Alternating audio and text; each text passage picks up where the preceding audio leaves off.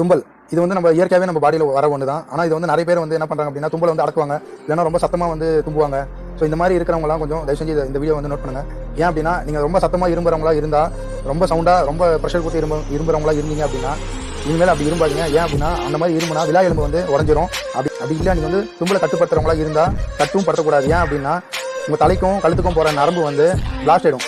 எப்படி அப்படின்னா நீங்கள் வந்து தும்பலை பிளாக் பண்ணுறதுனால அந்த ஹேர் வந்து நரம்பு மண்டலம் வழியாக ட்ராவல் ஆகும். அந்த டைமில் ப்ரெஷர் அதிகமாச்சு அப்படின்னா உடஞ்சிரும். ஸோ தும்பலை வந்து கண்ட்ரோல் பண்ணாதீங்க.